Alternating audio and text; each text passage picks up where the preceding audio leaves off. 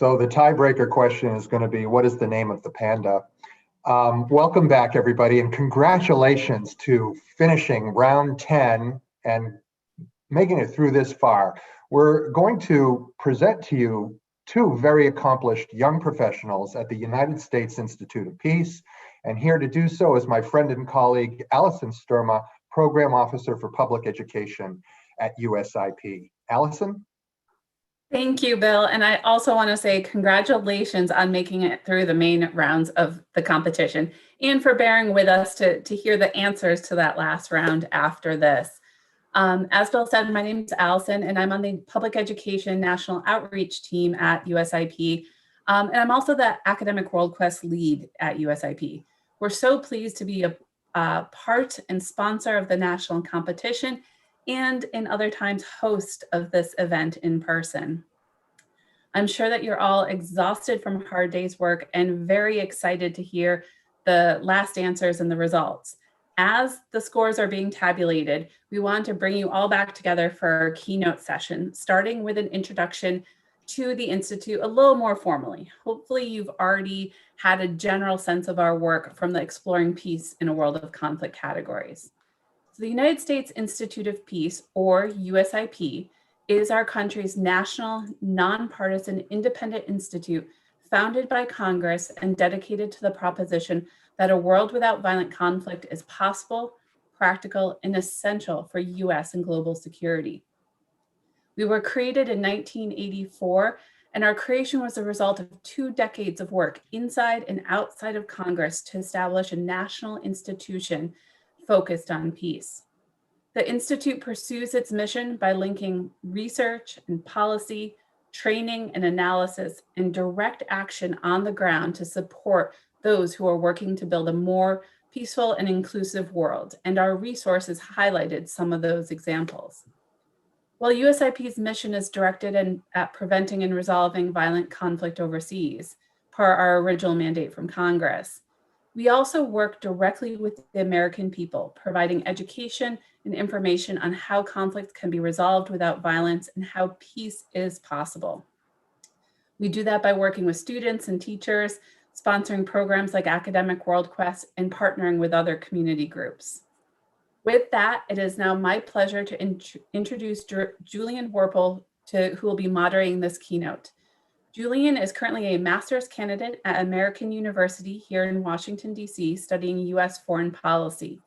He works on our team as a research assistant, and prior to his time in D.C., Julian was on the President's Advisory Board for the Tennessee World Affairs Council, serving as co-chair of their Young Professionals Arm, Global YP. Julian, take it away. Thank you so much for the kind introduction, Allison. Welcome, everyone. It's such a pleasure to see you all. And congrats again on making it through the main rounds. I'm really excited to introduce our esteemed speaker momentarily, but first I want to explain the format a bit. So we wanted to do something a little bit different for this year's keynote. So we'll be following more of a fireside chat format. Essentially, I'll be engaging in an open conversation with our speaker as opposed to a traditional speech. We want to get you all involved in this conversation as well. So throughout, please feel encouraged to share questions through the chat function on Zoom. And towards the end of the conversation, we'll open it up to an audience Q&A where we will call on members from the audience to read the questions they shared through the Zoom chat function out loud. So without further delay, it's my pleasure to introduce Victoria Ibiworye. Victoria is the director of One African Child, a youth-led organization addressing inequality in education through global citizenship education programs for low-income children in Nigeria and Kenya. A Mandela Washington Fellow and Diana Legacy Award recipient, Victoria's distinguished career has afforded her opportunities to speak at the United Nations and work with the Global Education Monitoring Report. Victoria, welcome. I am so excited to have the opportunity to chat with you today. So, Victoria, as I mentioned in your introduction, you had One African Child. Can you tell us more about the foundation? What type of programs you guys are currently engaged in, and what its mission is? Absolutely. Thanks, Julian. Hi, everyone. I'm so delighted to be here today. And I want to congratulate all the students who have made it this far. I hope you feel proud of yourself, to have made it this far. As Julian said, I am the director and founder of One African Child Foundation. It's a youth-led organization based in Nigeria, and I founded this nonprofit as a college student in 2013. The motivation behind starting this nonprofit is rethinking the power of young people. Oftentimes when we think about young people, we look at young people as beneficiaries, people that we should be educating, we should be serving, but young people have ideas, they have the agency to change the world, and they are stepping forward to do that. So that is exactly what One African Child is doing. It's a group of young people coming together to look at issues in the community that they can help address, rather than waiting for the government to solve all of the world's problem for them. They are stepping up to say, what can we do to address issues around education? What can we do to address issues around insecurity or gender-based violence? And One African Child has been around since 2013, and it has moved from Nigeria to other African countries like Kenya and Benin. And a lot of what we do are focused on experiential programs for children. We work with children in low-income communities in Nigeria and in all these other African countries where we are present. We do a lot of programs on global citizenship education and peace building, raising the kids to become better leaders and inculcating in them lifelong skills for them to become global citizens. Great. So, I mean, sounds like you do a lot of great work bringing youth involved into the process. So speaking of your experiences as working in this world at such a young age, something that comes to mind is your experience speaking at the United Nations. I'd love to ask, where did you gain the strength and confidence to engage in such a high level conversation? As a young person, how did you overcome the anxieties associated with addressing such an important international body and an older audience? Julian, if you're in a room full of, a lot of important people, you definitely have a little bit of anxiety and concern if you're saying the right thing. And I had all of those anxiety and concern in the beginning, but what has helped me has been starting really early, getting involved in activities that helped boost my confidence and self-esteem. So right from college, I started volunteering and I joined different students groups, student activity groups that really helped me boost my self-confidence, improve my public speaking skills, and also helped me understand issues that I was, passionate about, and also equipped me with skills to become an advocate. So volunteering has definitely been a significant part of my journey or my story. Also owning your story. When I was at the United Nations, I was speaking to world leaders and different stakeholders on the right to education, and sharing my own personal experience definitely helped. Coming from Nigeria and experiencing firsthand what it feels like to not to be able to, receive all of the rights, not to be able to receive quality education. Speaking to my personal experience, that really did help. Also looking up to learning from other speakers as well, that helped boost my self-esteem. I think it's important that whatever we are doing, we need to be prepared, and practice definitely does make perfect. So practicing helped lessen my anxiety. I definitely still get anxious, when I would speak anywhere, not just at the United Nations, but just being authentic, coming forward with your authentic self, that definitely does make the difference. No, I definitely appreciate that. I feel like everyone has their own special perspective to bring. So being authentically yourself, I think, probably does make a huge difference when you're doing these types of things. Further on the UN experience, or just speaking to older audiences and bridging that generational gap, what has your experience been like as far as their reception to hearing from you? Are they open, or have they been open to hearing from a younger generation?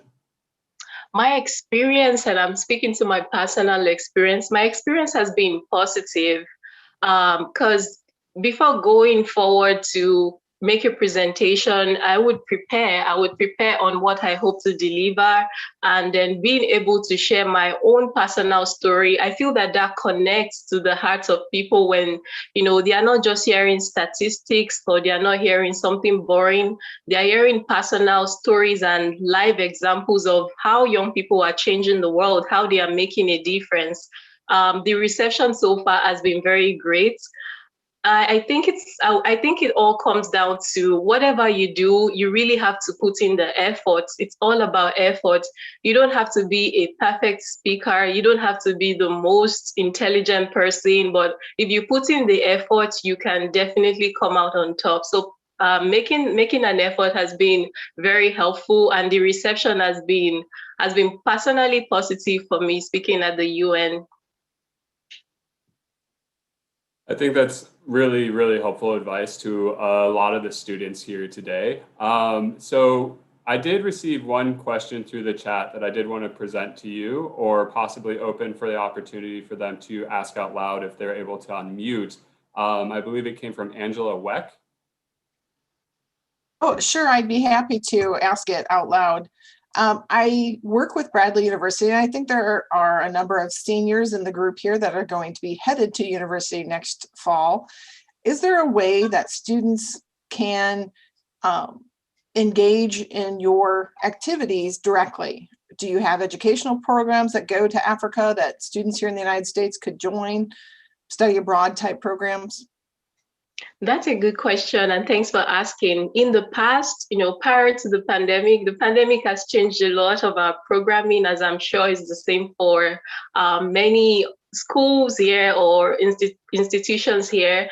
Prior to the pandemic, we would welcome international volunteers. So we in the past, we have welcomed 3 German students from the University of Cologne who came to work with us to teach sports education. So we definitely welcome students who would be interested in an exchange program. There are also opportunities to volunteer with us virtually. We have a very active presence on social media. So if students here would be interested in supporting our online campaigns, advocating for education, supporting fundraising efforts, we definitely welcome that. You could look through our website, which is oneafricanchild.org, and also to look through One African Child on all social media. That would be great. And also, if teachers are exploring ways to collaborate, I'll be very happy to stay in touch to discuss more. Thank you for that, Victoria. As we wait for more questions to come through the chat, please feel free to engage. Like I said earlier, if you share questions through the chat, we're happy to give you the opportunity to ask them. And so I'm now seeing one pop through from Charlie McGill. So Charlie, if when you get unmuted, please feel free to ask that.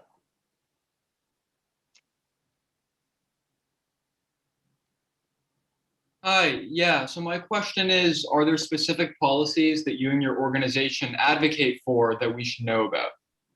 Absolutely. One of such, and that's a very good question. Thanks for asking that. One of the policies that we advocate for is meaningful youth engagement. I have been involved with the United Nations and other international institutions now for about 7 years. So I definitely can, to some degree, talk about how the system works. And it's important to engage young people beyond tokenism, just inviting young people to conferences, asking for ideas, but never following through. Youth engagement should be much more than that.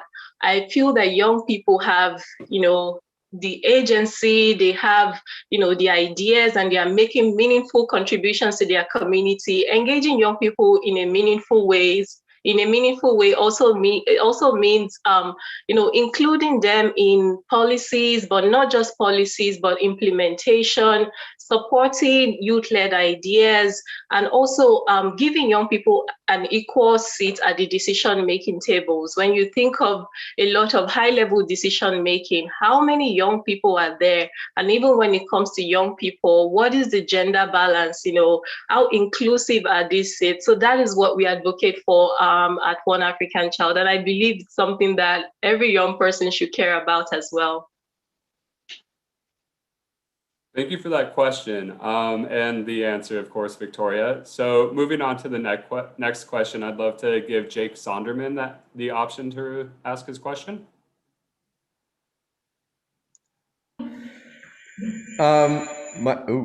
My question is, what has been the most meaningful project you have worked on in your career so far?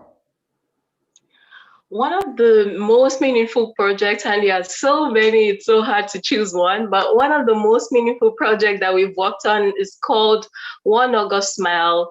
So every August, we ask volunteers, but not just volunteers. And by the way, all of our volunteers are young people between the ages of 16 and 35. They could be a little bit younger or even older, but our target is focused on working with young people.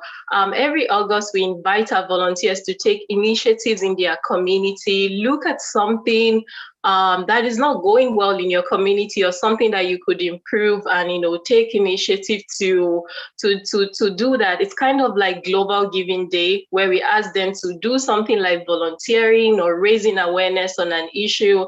And it's amazing seeing all of the wonderful ideas that come from just asking young people to take action or to share ideas. One of the most significant projects that came out of that was a volunteer, working with community leader. One of the communities where he lives, there is poor irrigation system there. And a lot of people who live in this community have never been able to figure out how to address the issue. But by bringing these community leaders together, raising awareness, discussing with them about impact of climate change and why it's important to keep the environment clean, they were able to talk about some of these issues and come up with possible solutions to address the poor irrigation system. While myself and my team visited this community, and it was amazing having the community leaders say that these young people have been able to do what we, the adults, have not been able to do for so many years. And that really gave me goosebumps. Just like, young people have a lot of power to make a difference. All we just have to do is to ask for ideas, listen to them, and give them the support they need to take action. That is one out of many brilliant projects that a lot of our youth volunteers are championing in Nigeria and all over Africa.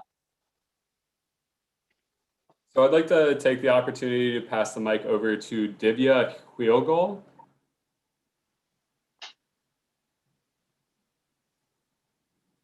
Hello. So my question to Victoria is that, did you have a specific personal experience that prompted you to volunteer and eventually start your own organization? Absolutely, yes. Growing up, I faced challenges to my education, and they were very complex.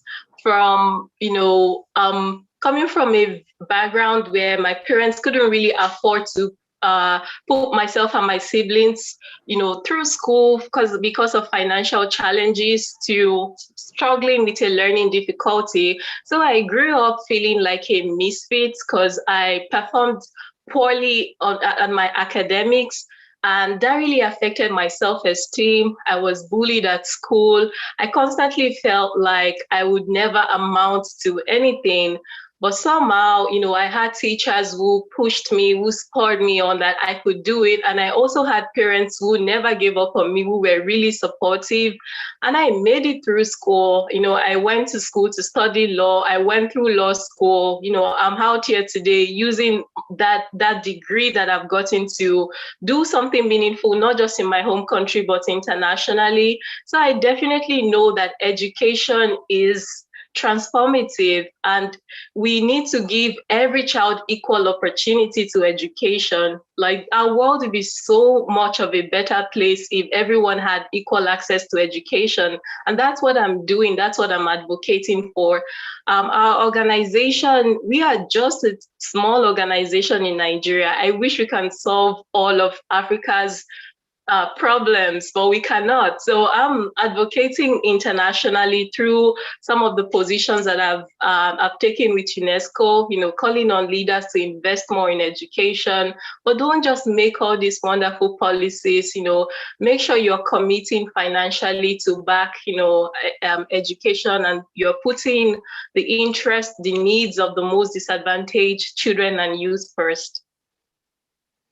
Thank you, Victoria. I think we probably have time for one, maybe two more questions. So Kyle Askew, would you like to ask your question?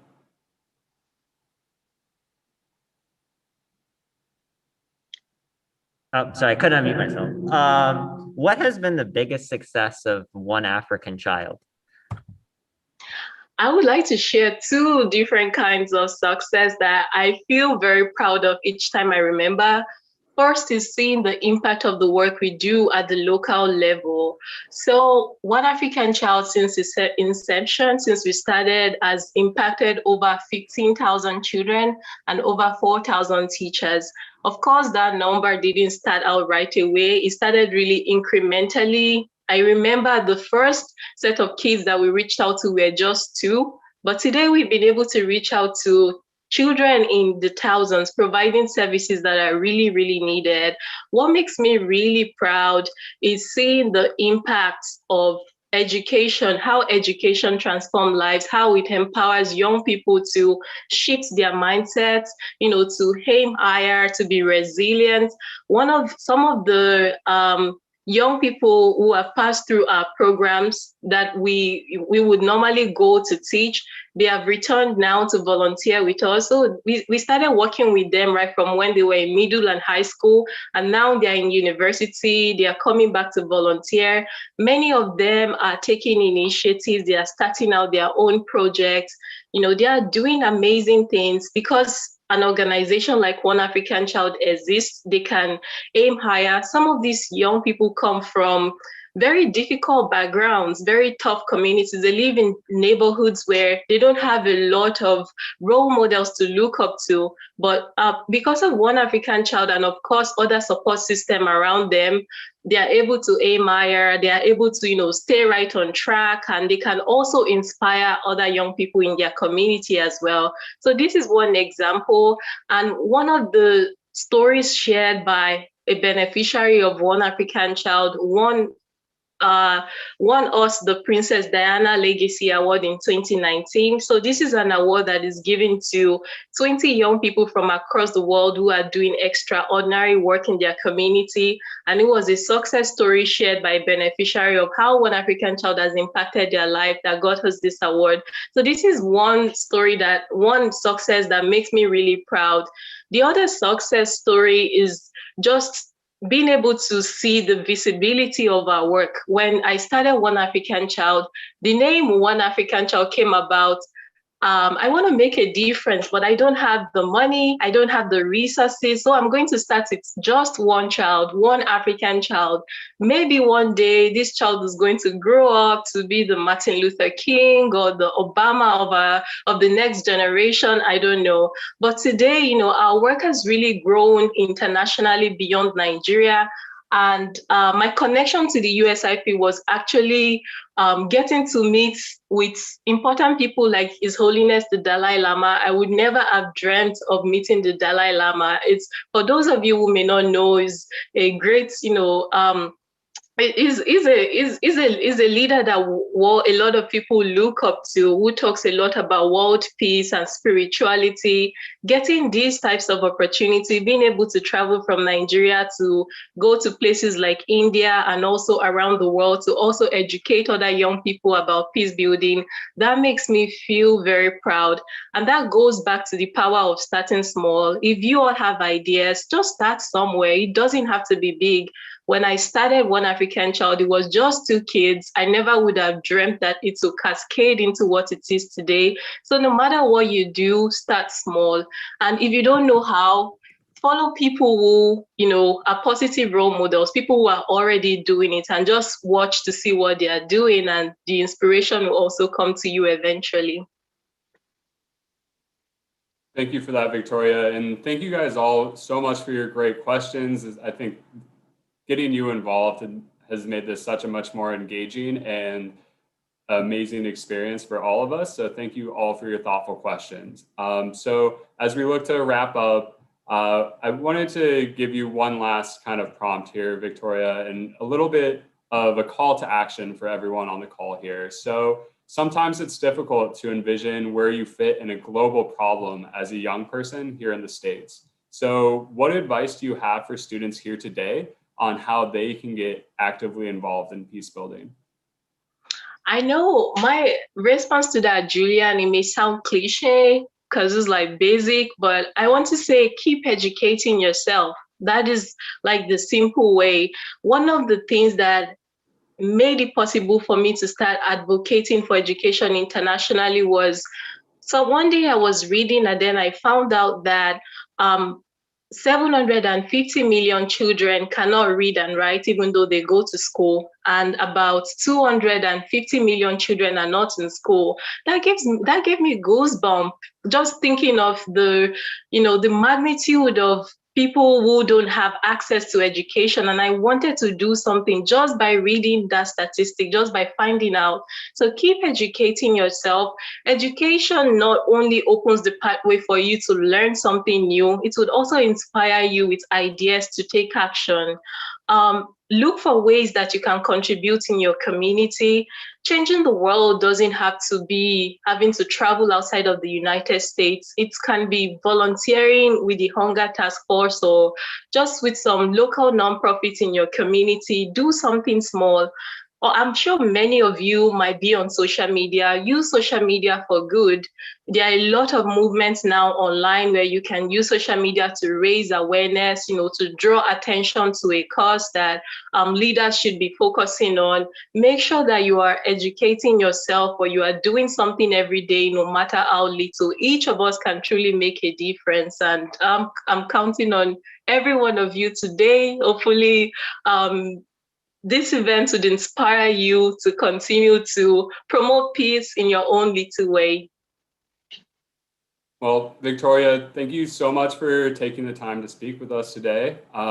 We're all extremely grateful. I enjoyed myself thoroughly, and I'm sure I can speak for everyone currently muted on this call that we're all feeling very extremely refreshed and motivated to get out into the world and do some good work and follow your leadership in that regard. So to everyone listening, thank you for your time. I'm sure you're all extremely anxious to find out the results. So I'll hand the mic right back over to our friend Bill Clifford from the World Affairs Council. And Victoria, thank you again.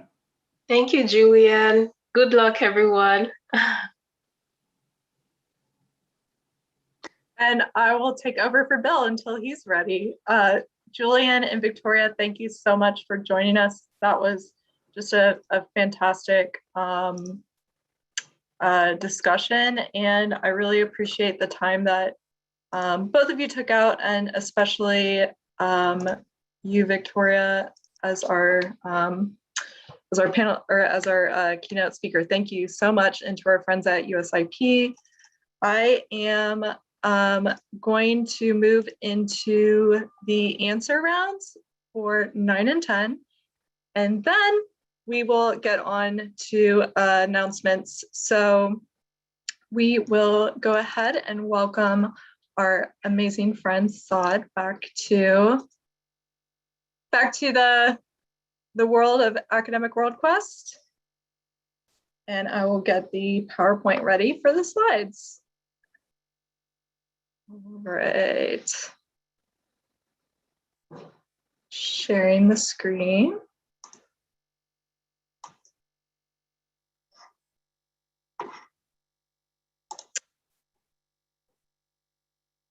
Oh, let's see, are we here?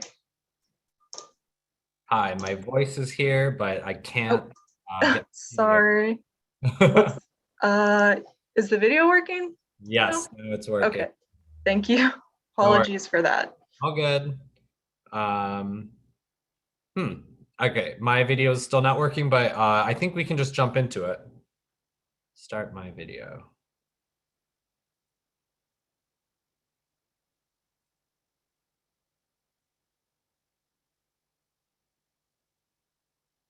Yeah, sorry, Laura, video's not working.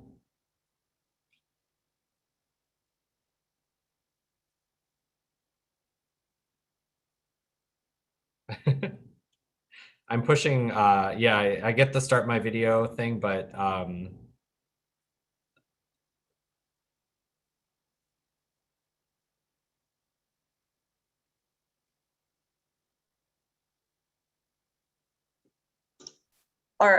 All right, Saad, I just made you a co-host. Maybe that will work.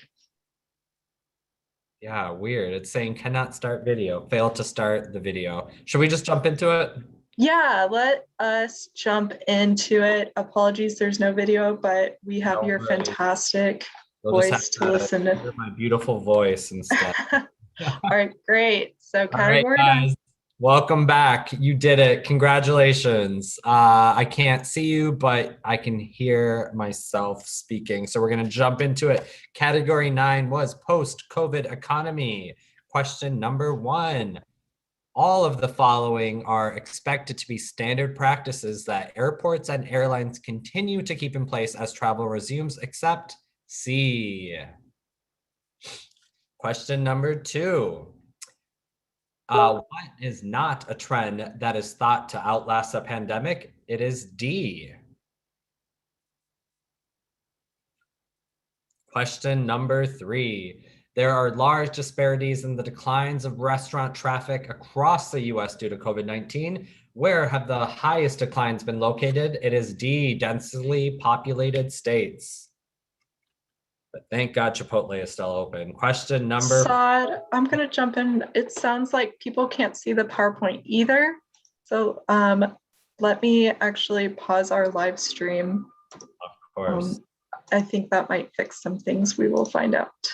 Nope. Laura, would you please share in the chat box the amount of the gift card, and can you maybe even come online and say it while I'm locating the names of those folks? $25 gift cards. $25 gift cards. Okay, I've got to call them up, so bear with me while I locate the winners of the gift cards. Okay, so winning bingo, AWQ bingo, are Lyndon Walsh, World Affairs Council of Greater Houston, Lisa Vargas, World Affairs Council of the Mid-Hudson Valley in New York, Graham Stacy, Montana World Affairs Council, Keena Lewis, Montana World Affairs Council, Mariah Henry, Montana World Affairs Council, Xander Upperman, Montana World Affairs Council, and Gwen Urbane, International Affairs Forum of Traverse City. Thank you so much for being so attentive during AWQ Countdown Week. We're also going to give our 10th gift card to Saad Chowdhury for doing such a fabulous job as moderator. Thank you all. We will be mailing those to you. And now, the moment you've all been waiting for, we had 3 clear winners who answered out of the 100 questions provided. We're talking about not the panda questions, not the practice questions, and all of that. And I'm going to read them in reverse order. As a reminder, we have $100 per person gift cards for the 3rd place winners. We have $200 gift cards for the 2nd place winners each. And for the 1st place winners, we will be presenting you with $300 gift cards each. So, 3rd place goes to Rampart High School, Colorado Springs, World Affairs Council. Congratulations to team lead Peyton Smith, Araz Kidder, Rohan Gohil, and Atarva Vispute, and to teacher advisor Brian Herman. Third place this year is Rampart High School. A round of applause virtually for them. Second place, and by the way, they had 77 correct answers. Second place, Allen High School of Dallas, Texas, World Affairs Council of Dallas-Fort Worth, team lead Cody Rushing, Rhea Kanaparti, Danish Paramalakumar, and Hui Trong. Teacher advisor Brittany Schromeyer, congratulations to the team from Allen High School for coming in second place with 78 points, just 1 point more than Rampart. Round of virtual applause, please. And a drum roll virtually for this year's Academic WorldQuest 2021 National Championship. The winning team is, they've won before, folks, Plano West 2, Dallas, Texas, World Affairs Council of Dallas-Fort Worth, team lead Leo Yu, Kelly Hu, Charles Ho, and Neil Gupta. Teacher John Scott, teacher advisor John Scott, congratulations to you, and again to the winning team from Plano West 2 with 84 points. That's correct. So they were the clear winner by 6 points over the second place team, also from Dallas. Congratulations, everybody, and thank you to the teachers, to the students for participating this year. I want to thank the proctors, my council colleagues, and others who checked in to make sure we had a clean, fair game. I want to thank also our sponsors, the United States Institute of Peace. We certainly hope we can come back in person next year. The Embassy of Qatar to the United States, the International Labor Organization, Johnson & Sterling, Foreign Policy Association, Gambrinus Company, and of course to Carlos and Malu Alvarez, for whom this competition is named. I want to thank especially our Academic WorldQuest Task Force, Matthew Hughes, Joan Lemoyne, and Rich Crepage for their incredible work up to and during this competition. Most of all, I have to thank my team. And, you know, I will say that in this business, a nonprofit organization that specializes in event delivery, sometimes I feel that the degrees that I've earned, bachelor's, master's, and so on, in the fields of international relations and economics, prepared me, but nothing prepared me for the experiential masters in event planning. But to my team, Shannon, Paige, Allison, you all get PhDs in event planning. And to Laura Duncan, unbelievable. I'm in awe. PhD with distinction for your pulling this all together like nobody could. Brings me to tears. It is amazing what Laura and the team accomplished this year. And I'm overcome with happiness for all players and participants. It took a great effort during this COVID year. Thank you so much. And I wish you all well in your future endeavors. We hope to see some of you students back here next year. I certainly hope that I have my team coming back, or at least some of them, for AWQ 2022. So on behalf of all of WACA, I'd like to welcome the teams. If they could join this Zoom, we'd like to showcase you. And I certainly want my team and those whose names and organizations I've mentioned, Anne Louise, Allison Sturma, if we still have our friend Dr. Hamad from the Embassy of Qatar, Carlton from ILO, any of you all, Saad, please join us. Yeah, let's try to get some screenshots. Wow, I can't believe this. This was really something. Laura, you've done an amazing job. Everyone you, here has done an Paige, amazing job. Allison Lampert, and Shannon McNaught, for whom it's, I don't know, something like 1:18 in the morning in Dubai. Incredible that you've stuck with us. All the teachers. Saad, come back. Shannon, you have a smile on your face and eyes that look like go you to woke bed. up at I'm 7 excited. a.m. Wow. Take a bow, everybody. Thank you all. I would actually ask if our winning teams might stay on and we can take a screenshot with you all and Bill in a breakout room. Sure. And I've then, never been to a breakout room. you finally get to go to a breakout room. Thank you, especially all of the students, teachers. You guys are incredible. And thank you for joining us. We hope that you enjoyed the day. And if you got any fun screenshots of your team, feel free to email them on to us. We'd love to see you all. So just again, thank you very much. And if our winning teams would stay on, we will just do a quick little breakout room and take some photos of the top teams.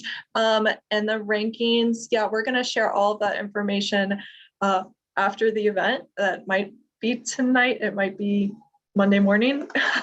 I'm gonna try to get them out as soon as possible though, okay? And thank you all so much. Please have a fantastic rest of your weekend. Thank you for joining us. Thank you, Bill. Thank you to the team at USIP, Allison and Louise. And I think Carlton's in there somewhere from ILO. Thank you guys for all of your support. All right, and Saad, of course.